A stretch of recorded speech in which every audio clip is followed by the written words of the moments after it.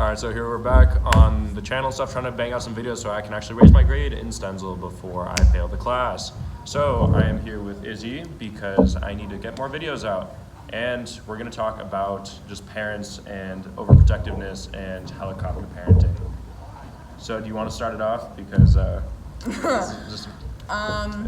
Okay, so my parents, they think that them always being on top of me is like the right thing and that they are protecting me from all the bad, but in reality, like, it's more my mom that's the problem. Like, my dad thinks that I should learn and I should learn through my mistakes, whereas my mom just wants to protect me from those mistakes, and she's not letting me like learn.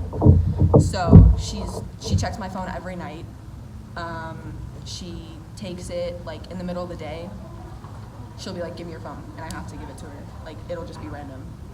Sometimes I'm not allowed to have my door closed in my room.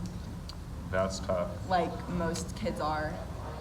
I don't know, like my parents like have an app on my phone that tracks where I go, what route I took, whose house I stopped at, and the miles per hour I was going, and my phone battery percentage.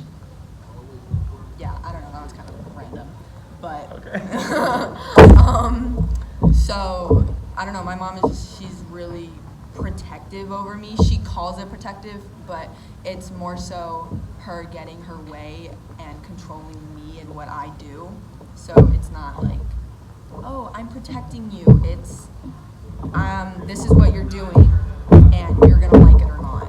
Do you think to like a certain degree though that like at least some of it's like okay purely for the fact that like she is just taking care of you and making sure that you're okay? I mean, yeah, because like some of the choices that I have made, they're like not right, and if she wouldn't have like intervened, then I probably wouldn't have been here right now. Like, I could have been dead in a ditch. No, I'm kidding. That's a joke. But That would have been me with my driving, so it's okay. oh my god. The Okay. mile per hour thing on the app kind of scares me. Yeah. So no, but like if she hadn't intervened, I probably would not like have been like better than I was before, because my sophomore year I like went apeshit.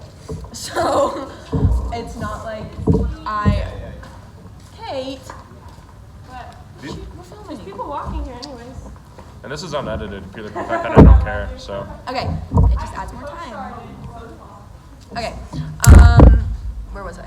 Oh yeah, so like I guess like to a certain degree it was good because I probably like would have been doing stronger drugs than. Oh, I wasn't doing any drugs. I probably could have gone. Fifth Amendment. Yes, plead the fifth, bitch. Sorry.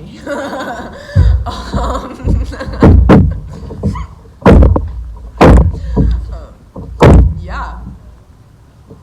Have any other Alright, so it's questions? like, do I have any more questions? No, so basically, like, when you think about like parents and being like overprotective and stuff, I know there's to like a certain degree that like it's kind of acceptable in the sense that, you know, they're taking care of you, they're doing their job as a parent.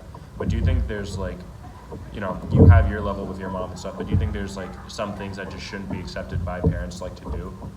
So it's like, oh, they shouldn't be able to like constantly track my phone, or they like shouldn't be able to say like who I have like friends with and stuff. Yeah. Like, So yeah, what's your opinion on that? a big issue with like me and my mom, like she's blocked people from my phone that are like my friends purely because like they said something stupid, and like my mom, she was born in the 60s. So her like way that she was raised is totally different from like how I'm being raised.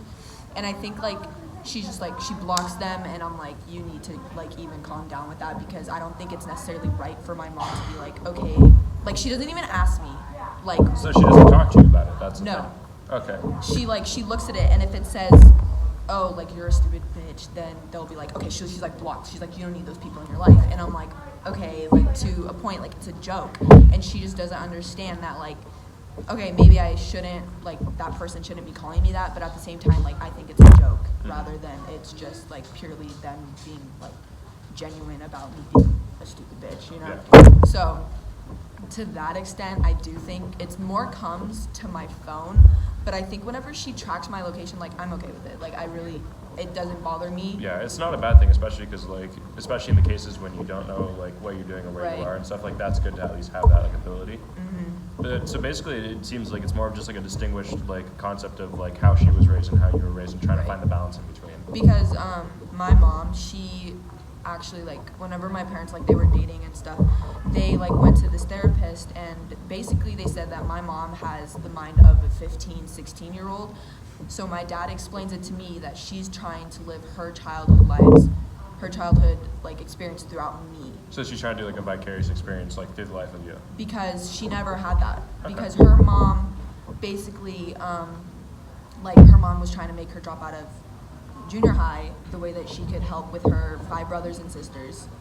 And they were, like, really poor. So my mom never had, like, this experience of, like, going to prom, being on a team, the typical So high like school the stuff. high school experience, yeah. Right.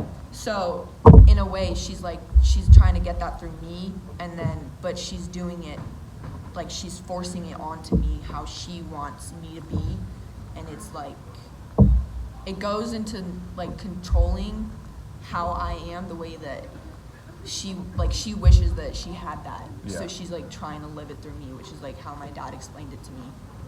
See, like that makes sense and stuff. And then like on the flip side of it, so like for my dad, like he was like born and raised like 50s, 60s.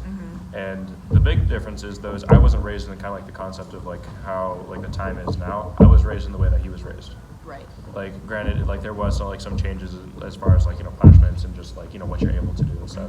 I've been given a lot more leniency than he was, but like the like main thing that like I was focused on when I was like being raised is just like responsibility and like being like not only responsible for your own actions but also having the respect for other people and Yeah. building that respect, and then like just having that combination. Yeah. See, for you it seems like you're trying to fight like a consistent battle between like how she was raised, how you were raised, and then trying to live your own life while also trying to fulfill some of her own stuff. And that makes sense because it can be difficult. Yeah. And, like, my dad, he's more, like, lenient. Like, he was born in Chicago, and so he went to high school there and stuff. So he's like, I get it. You're gonna do stupid shit, but at the same time, like, you have to be responsible for your own actions, and you can't always get mad whenever we call you out on something that you know is wrong. And, like, I was like, okay, I understand that. So my dad is more lenient with me, but he can also be really strict. Like, if he says he's gonna take away my phone, then he's gonna take away my phone. Yeah. Whereas my mom's like, I want you to have it. Like, I don't want you to not have friends. I don't want you to not be social. Like, I want you to go places, but at the same time, you're not doing, like, what I'm asking for. Yeah.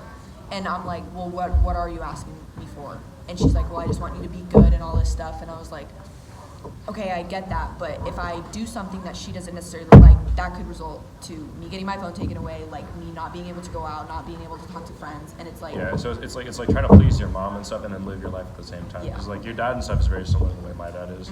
Purely for the fact, just take care of the actions that you have, make sure it gets done. Right. Do what you know is right. But then it's also trying to please your mom in the sense that like, okay, I'm trying to like get everything that you want, Right. like for you.